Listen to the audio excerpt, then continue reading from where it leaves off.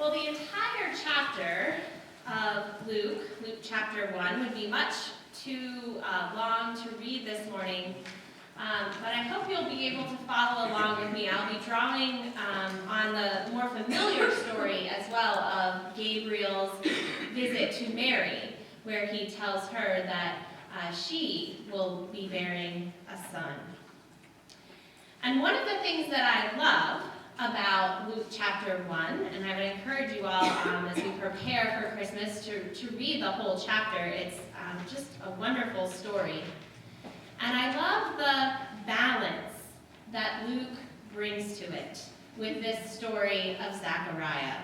Because, as I mentioned, often at this time of year we hear the story of Gabriel coming to Mary and her immediate, right, and rather remarkable response of, "Sure, God, whatever you say, sign me up."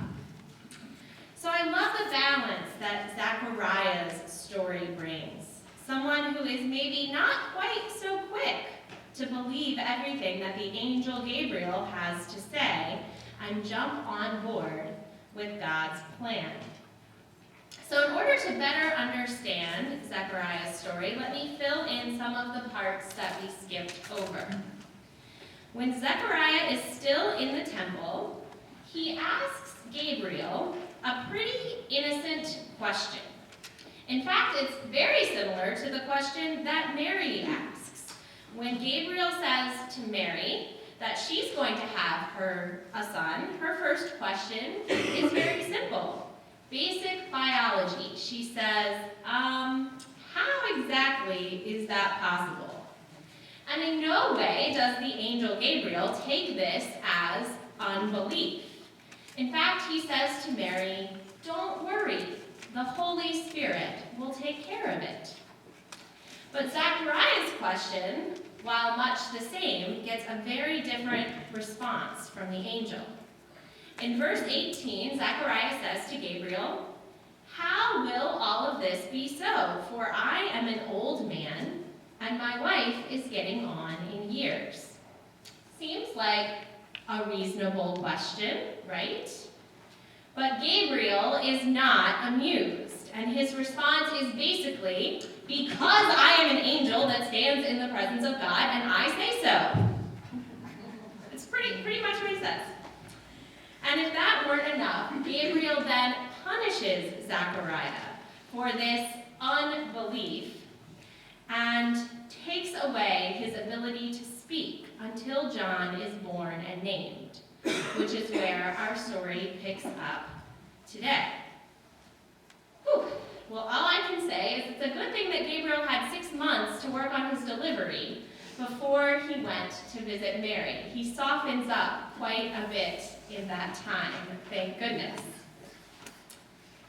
And so this week I've been reflecting on the fact that in this chapter, an angel comes with good news to two very different people in two very different stages in life: Zechariah and Mary. Zechariah is much older. He's a priest, and he's actually in the temple doing priestly things when the angel comes to him. And Zechariah has been waiting. He's been waiting a long time for God to show up. He's been waiting a long time to see even just a small sign of God's faithfulness. If you think about it, he's got a long list of pretty legitimate complaints. The people are living under Roman occupation, so things aren't very good on the political level. And on a personal level, well, he's been waiting his whole life for God to hear and answer his prayers and the prayers of his wife, Elizabeth. And he has probably lost all hope that God will or even could at this point answer that particular prayer. He and Elizabeth have done everything right. They came from good, holy families that served God faithfully for generations.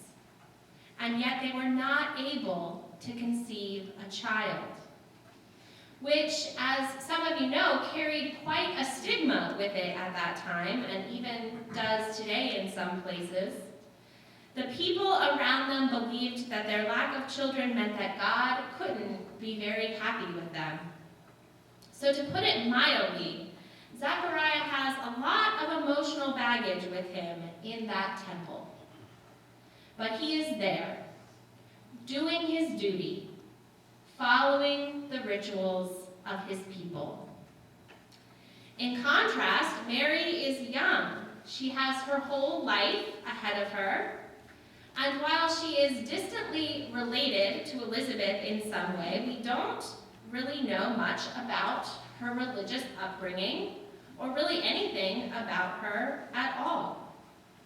We don't know where she is when the angel Gabriel comes to her, but we can assume that she is minding her own business, going about her typical day, until she says, "Here I am, the servant of the Lord. Let it be with me according to your word." We have no understanding of her faithfulness at all until that moment. So on the surface of the story, Mary is the faithful one, right? She's the one that we're supposed to follow. She's the one that says yes to God and is willing to do so even at great personal risk and shame. But for those of you who feel more like Zechariah, there is good news for you too. Because what strikes me as especially interesting about Zechariah's story is this idea that perhaps his forced silence, although it is given out as a punishment, so to speak, perhaps this forced silence might actually be a gift. After years and years of going through the motions, it seems like Zechariah may have needed this prolonged period of silence to prepare his heart for all that is to come. After all, he's inside the temple doing religious things, and he's shocked when visited by this angel. Now, I know that no one really ever expects to see an angel, but if one were to show up, wouldn't the temple be one of the least surprising and the least scary places to encounter a messenger from God? But he is still terrified and surprised and shocked. And it makes me wonder, what do we expect when we come to church? Do we actually expect God to show up?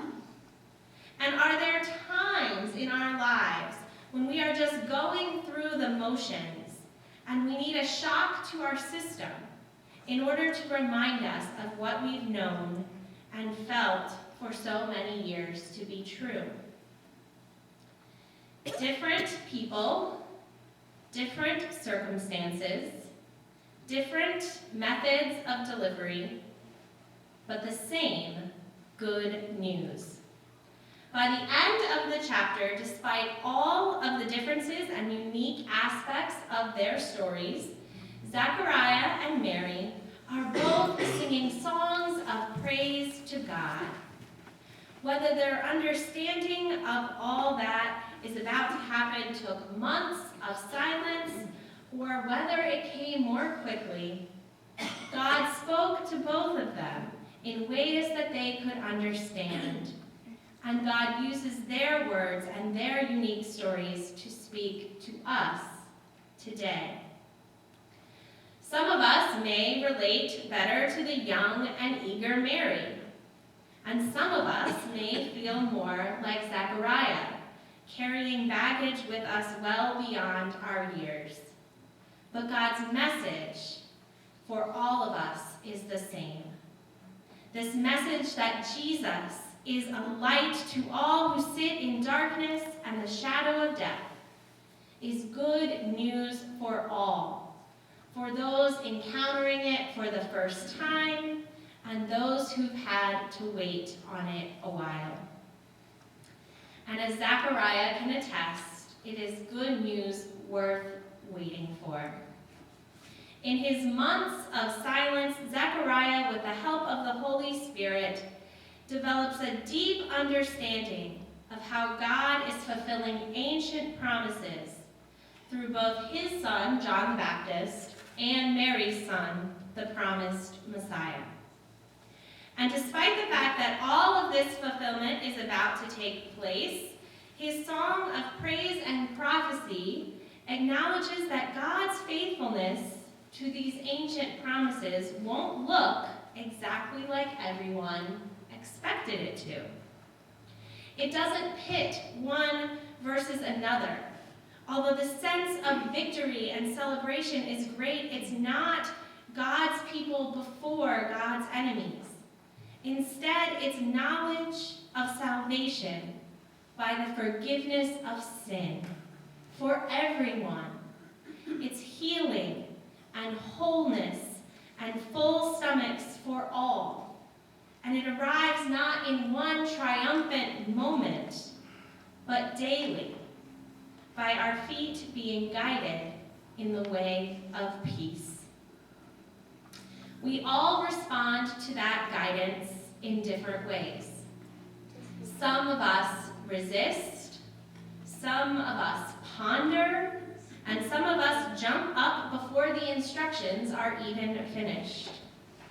But as we prepare to celebrate Christ's birth later this week, Luke chapter 1 is a reminder that the Holy Spirit is already out there, working in our lives and preparing us for the transformation that Jesus will bring. So this week, as you go about your various preparations, I invite you to expect God to show up.